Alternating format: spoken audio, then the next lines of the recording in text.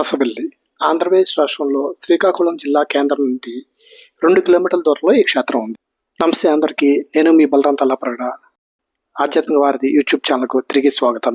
ఈ వీడియోలో మన ప్రాచీన సూర్య దేవాలయాల గురించి తెలుసుకుందాం. ముందుగా ఈ అరసవెల్లి ఆలయ చరిత్ర గురించి తెలుసుకుందాం. భవిష్యత్తు పురాణం, స్కంద పురాణాల్లో అరసవెల్లి ప్రస్తావన ఉంది.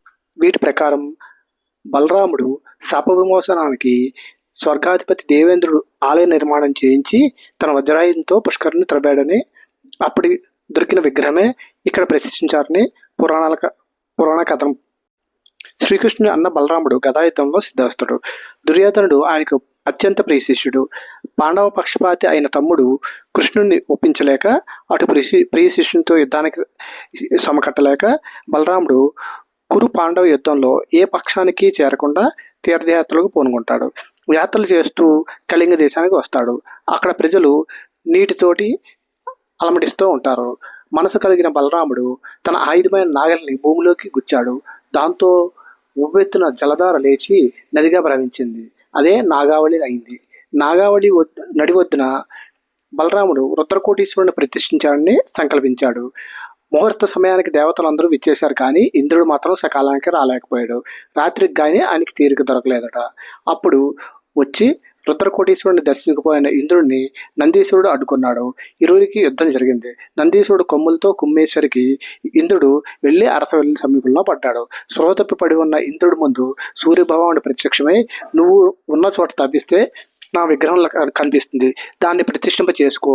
నందీశ్వరుడితో జరిగిన యుద్ధం వల్ల కలిగిన గాయాల నుంచి తేరుకుని పూర్తి ఆరోగ్యం పొందుతావు అని చెప్తాడు. ఇంద్రుడు అలాగే చేసి సంపూర్ణ ఆరోగ్యవంతుడవుతాడు. ఆలయంలో ఐరావతం మీద అధిష్ఠించిన ఇంద్రుడి విగ్రహం ఉండడం వల్ల ఈ ఆలయానికి ఎదురుగా ఉన్న పుష్కరిణికి ఇంద్ర పుష్కరిణి అని పేరు వచ్చింది. ఇంద్రుడితో సంబంధం ఉన్న ఏకైక సూర్యాలయం ఈ అరసవెల్లి. తెలంగాణలోని అలంపూర్ క్షేత్రంలో ఉన్న ఒక అరుదైన సూర్యక్షేత్రాన్ని గురించి తెలుసుకుందాం. నవబ్రహ్మ ఆలయాల సముదాయంలో వెలిసిన శ్రీ సూర్యనారాయణ స్వామి ఆలయం గురించి, స్థల పురాణం గురించి, చరిత్ర విశిష్టత గురించి సంక్షిప్తంగా తెలుసుకుందాం. అలంపూర్లోని శ్రీ సూర్యనారాయణ స్వామి ఆలయం బాదామి చాళుక్యుల కాలానికి చెందిన అత్యంత ప్రాచీన దేవాలయాల్లో ఒకటి. సుమారు 7 నుంచి 8వ శతాబ్దంలో ఈ ఆలయం నిర్మించబడినట్లు చరిత్ర చెబుతోంది. అలంపూర్ నవబ్రహ్మ ఆలయాల సముదాయానికి సమీపంలో ఉన్న ఈ ఆలయం అద్భుతమైన చాళుక్య శిల్పకళకు నిదర్శనం. ఈ ప్రాంతం కృష్ణా, తుంగభద్ర నదుల సంగమానికి సమీపంలో ఉండటంతో ఎంతో పవిత్రమైన క్షేత్రంగా భావిస్తారు.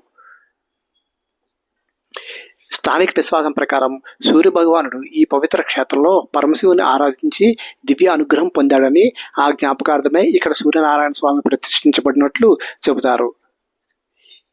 అలంపూర్లోని శ్రీ సూర్యనారాయణ స్వామి ఆలయం చరిత్ర, శిల్పకళ, ఆధ్యాత్మికత కలిగిన అరుదైన పుణ్యక్షేత్రం. అవకాశం లభిస్తే తప్పకుండా ఈ దివ్యక్షేత్రాన్ని దర్శించి సూర్యదేవుని అనుగ్రహాన్ని పొందండి. కాళేశ్వరంలో ఉన్న అరుదైన శ్రీ సూర్యనారాయణ స్వామి ఆలయం గురించి తెలుసుకుందాం. శివక్షేత్రంగా ప్రసిద్ధి చెందిన కాళేశ్వరంలో సూర్యదేవునికి కూడా ఒక ప్రత్యేక స్థానం ఉంది. కాళేశ్వరం జయశంకర్ భూపాలపల్లి జిల్లాలో గోదావరి ప్రాణహిత నదుల సంగమ ప్రాంతంలో ఉన్న ప్రాచీన పుణ్యక్షేత్రం.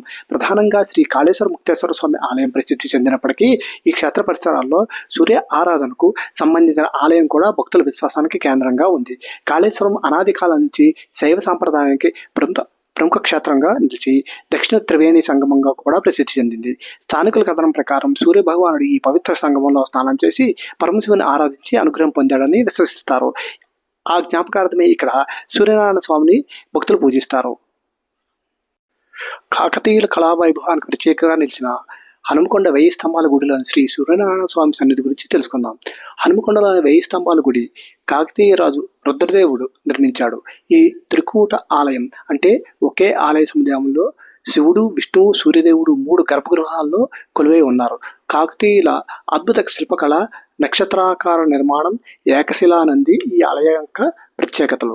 స్థానిక విశ్వాసం ప్రకారం సూర్య భగవానుడు పరమశివుని ఆరాధించి ఈ పవిత్ర క్షేత్రంలో దివ్య అనుగ్రహం పొందాడని, అందుకే త్రికూట ఆలయంలో సూర్యదేవునికి ప్రత్యేక స్థానం కల్పించారని చెబుతారు. సూర్యనారాయణ తేజస్సు, విద్యాభివృద్ధి, విజయాలు కలుగుతాయని భక్తుల నమ్మకం. ఈ ఆలయంలో సూర్యదేవుని సన్నిధి కాకతీయుల సర్వదేవతా సమాభావానికి ప్రత్యేకంగా నిలుస్తుంది. ప్రతి సంవత్సరం రథసప్తమి రోజు ప్రత్యేక పూజలు నిర్వహిస్తారు. ఒడిశా రాష్ట్రంలోని పూరి జిల్లా నుంచి 35 కిలోమీటర్లు, భువనేశ్వర్ స్టేషన్ నుంచి 65 కిలోమీటర్ల దూరంలో ఈ క్షేత్రం ఉంది. 13వ శతాబ్దంలో గంగవంశరాజు మొదటి నరసింహదేవుడు ఈ క్షేత్రంలో ఆలయాన్ని నిర్మించినట్లు చరిత్ర చెబుతోంది. బ్రహ్మపురాణంలో ఇక్కడ మూలవిరాట్టు కోణాదిత్యగా వర్ణించబడింది. ఆదివారం మాఘసప్తమి కలిసి వస్తున్నాయని తొందరపడి నిర్మాణ కార్యక్రమం పూర్తి కాకుండా మూలవిరాట్ను ప్రతిష్ఠ చేశారట. అందుకే ఆలయం శిథిలమైపోయిందని అంటారు. శ్రీకృష్ణుని కుమారుడు సాంబుడు తన శాప విమోచనం కోసం నిర్మించిన 3 సూర్య దేవాలయాల్లో ఇది ఒకటిగా క్రీస్తు పూర్వం 9వ శతాబ్దంలో దీన్ని నిర్మించినట్లు స్థల పురాణం చెప్తుంది. అర్కతీర్థంగా ప్రసిద్ధి చెందిన ఈ క్షేత్రం గురించి మహాభారతంలో పద్మపురాణంలో కూడా ప్రస్తావన ఉంది. ఒడిశా రాష్ట్రంలోని గంజాం జిల్లాలో గల బెర్హాంపూర్ నుంచి ఈ క్షేత్రానికి బస్సులు కలవు. 18వ శతాబ్దంలో శ్రీకర భంజా మహారాజు గారిచే ఇచ్చట ఆలయం నిర్మించబడింది. ఉరుగుడాలోని బిరాంచి నారాయణ మఠం ఉడెన్ కోణార్క్గా కూడా ప్రసిద్ధి చెందింది. కాలం గడిచిన చెక్కుచెదరని అత్యంత సూక్ష్మమైన విశేషాలతో వివరాలతో రామాయణ గాథకు ఇక్కడ చిత్రరూపం ఇచ్చిన తీరు చూసేవారిని సమ్మోహితులను చేస్తుంది. అంతేకాకుండా స్థానిక విశ్వాసం ప్రకారం సూర్య భగవానుడు ఈ ప్రాంతంలో మహా తపస్సు చేసి జగత్తుకు ఆర్యం, ఆయుష్, శక్తిని ప్రసాదించాలని సంకల్పించాడని చెబుతారు. బీహార్ రాష్ట్రంలోని పాట్నా నుంచి 75 కిలోమీటర్ల దూరంలో ఈ క్షేత్రం ఉన్నది. 13వ శతాబ్దంలో కాకతీయ చక్రవర్తి అయిన ప్రతాపరుద్రుడు ఇచ్చట ఆలయాన్ని కట్టించినట్లు చెబుతారు. ఈ ఆలయంలోని సూర్యుని పేరు దక్షిణార్కుడు. ఆలయంలోని సూర్యుని విగ్రహం విచిత్రంగా ఉంటుంది. ఒక కోటు తొడుక్కుని నడుము కట్టు పొడుగాటి బూట్లు వేసుకుని ఉంటారు. ఇది మధ్య ఆసియా నుంచి వచ్చిన రూపంగా చెప్తారు. ఇక్కడ సూర్య దేవాలయం విష్ణు పాదాలయం పక్కన తూర్పుకు మళ్ళీ ఉంటుంది. గర్భగుడి చాలా చిన్నగా ఉంటుంది. దాని ముందు ఉన్న పెద్ద మంటపంలో స్తంభాల మీద సూర్యుడు, బ్రహ్మ, విష్ణు మరియు దుర్గామాతల మూర్తులు ఉన్నాయి. సూర్యపహార్ అంటే సూర్యుని కొండ అని అర్థం. గోల్పారా పట్టణానికి సమీపంలో ఉన్న ఈ క్షేత్రం క్రీస్తు శకం 6వ శతాబ్దం నుంచి 12వ శతాబ్దం మధ్య ఒక ప్రధాన ఆధ్యాత్మిక కేంద్రంగా అభివృద్ధి చెందింది. ఇక్కడ హిందూ, బౌద్ధ, జైన మతాలకు చెందిన శిల్పాలు, రాతి విగ్రహాలు, శివలింగాలు, స్తూపాలు ఒకే ప్రదేశంలో లభించడం ఈ క్షేత్రం యొక్క ప్రత్యేకత. భారత పురావస్తు శాఖ ఈ ప్రాంతాన్ని జాతీయ ప్రాముఖ్యత కలిగిన పురావస్తు క్షేత్రంగా సంరక్షిస్తోంది. స్థానిక విశ్వాసం ప్రకారం సూర్య భగవాని ఆరాధన అత్యంత వైభవంగా జరిగిన ప్రదేశం కావడంతో ఈ ప్రాంతానికి సూర్యపహార్ అని పేరు వచ్చింది. ఒకప్పుడు ఇక్కడ మహర్షులు సూర్యుని ఉపాసన చేసి జగత్తు శ్రేయస్సు కోసం యజ్ఞాలు నిర్వహించారని చెబుతారు. మరో ప్రసిద్ధ విశ్వాసం ప్రకారం మహర్షి వ్యాసుడు 2వ కాశీని నిర్మించాలనే సంకల్పంతో ఇక్కడ 99,999 శివలింగాలను ప్రతిష్ఠించాడని స్థానికులు నమ్ముతారు. అందుకే ఈ ప్రాంతాన్ని 2వ కాశీ అని కూడా పిలుస్తారు. ఇక్కడ లభించిన ద్వాదశ ఆదిత్య శిలాఫలకం కారణంగా ఈ ప్రాంతంలో ఒకప్పుడు గొప్ప సూర్య దేవాలయం ఉండేదని పురావస్తు శాస్త్రవేత్తలు భావిస్తున్నారు. ప్రతి సంవత్సరం మాఘ పౌర్ణమి సందర్భంగా శ్రీ సూర్యమేళ ఘనంగా నిర్వహించబడుతుంది. నేపాల్ రాజధాని అయిన ఖాట్మాండుకు 6 కిలోమీటర్ల దూరంలో ఉన్నది. బడగావ్ ఇచ్చట నుండి ఆలయం 10 కిలోమీటర్ల దూరంలో ఉన్నది. ఈ ప్రాంతంలో ఉదయించే తొలి సూర్యకిరణాలను స్వీకరించే పవిత్ర క్షేత్రంగా సూర్య వినాయక క్షేత్రంగా ప్రసిద్ధి చెందింది. అందువల్ల భక్తులు దీన్ని సూర్యుని కృప లభించే దివ్య స్థలంగా కూడా భావిస్తారు. స్థానిక విశ్వాసం ప్రకారం ఉదయించే మొదటి సూర్యకిరణాలు నేరుగా ఈ దివ్యమూర్తిని తాకుతాయని, అందుకే ఈ క్షేత్రానికి సూర్య వినాయక అనే పేరు వచ్చిందని చెబుతారు. ఇక్కడ సూర్యదేవుని తేజస్సు, శ్రీ గణపతి అనుగ్రహం కలిసిన పవిత్ర శక్తి నివసిస్తుందనే భక్తుల విశ్వాసం. దట్టమైన అరణ్యం మధ్య కొండపై ప్రశాంత వాతావరణం ఉన్న ఈ ఆలయం ప్రకృతి సౌందర్యంతో పాటు ఆధ్యాత్మిక అనుభూతిని అందిస్తుంది.